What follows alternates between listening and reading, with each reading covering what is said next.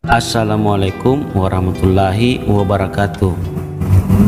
Nasihat yang ke-9, ujian bagi orang beriman. Di madrasah, Syekh Abdul Qadir Al-Jalani memberikan nasihatnya pada hari Jumat pagi 12 Syawal 545 Hijriah. Nabi SAW bersabda, sesungguhnya Allah tidak menyiksa kekasihnya, tetapi dia terkadang mengujinya. Orang yang beriman itu teguh pendiriannya bahwa Allah akan mengujinya dengan sesuatu, dan di balik ujian itu terdapat keselamatan bagi dirinya, baik keselamatan di dunia maupun keselamatan di akhirat. Ujian itu mesti dihadapi dengan sepenuh kerelaan. Ketika Tuhannya menyibukkan dirinya dalam bencana, ia harus bersabar dalam menghadapinya dan tidak berprasangka buruk pada Tuhannya. Tinggalkanlah berbicara tentang dirimu dalam makam ini, wahai orang-orang yang sibuk dengan dunia. Sesungguhnya engkau berbicara bukan dengan hatimu, tetapi hanya dengan lidahmu. Engkau adalah orang yang berpaling dari Allah SWT, kalamnya, nabi-nabinya, dan para pengikut mereka yang sebenarnya, yakni para pengganti dan pendampingnya. Engkau adalah orang yang menentang takdir dan kodrat. Engkau adalah orang yang menerima dengan pemberian makhluk, bukan dengan pemberian Khalik. Ucapanmu tidak ada yang diterima di sisi Allah SWT maupun hamba-hambanya yang saleh.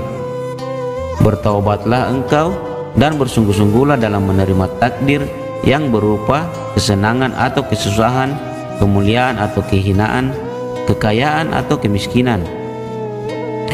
Terimalah takdir yang berupa sehat atau sakit, dan apa saja yang engkau sukai atau engkau benci. Ikutilah sehingga engkau diikuti, wahai gulam, dan layanilah sehingga engkau dilayani. Ikutilah keutamaan dan takdir, merendahlah padanya sehingga ia merendah kepadamu.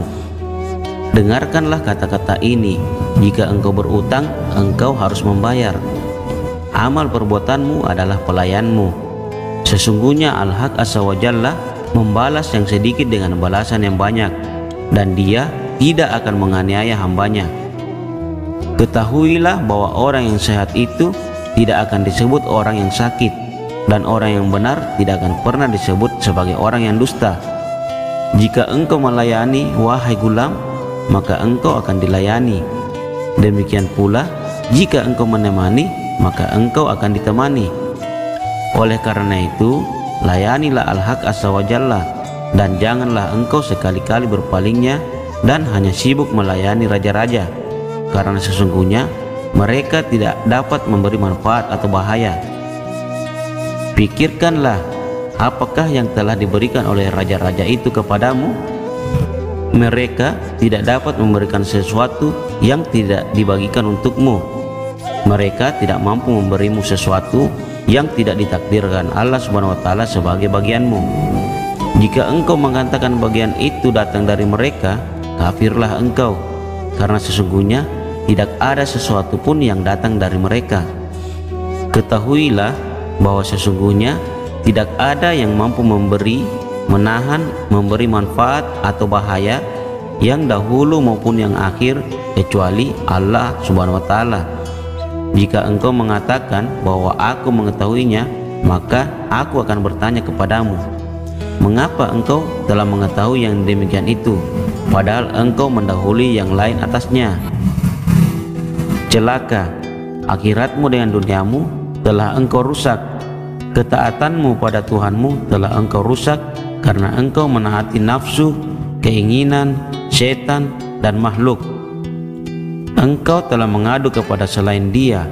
Sesungguhnya yang demikian itu merusak imanmu. Ketahuilah bahwa Allah Subhanahu wa Ta'ala menjaga dan menolong orang-orang yang bertakwa dengan cara memberitahu, membimbing, dan menyelamatkan mereka dari hal-hal yang dibenci.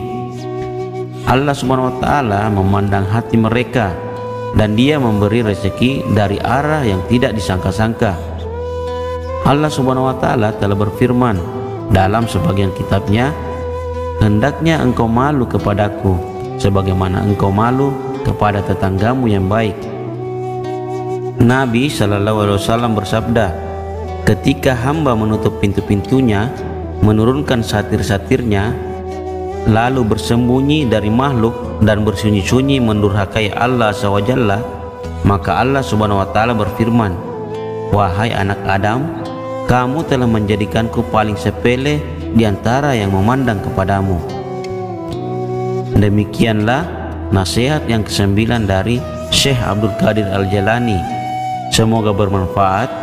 Assalamualaikum warahmatullahi wabarakatuh.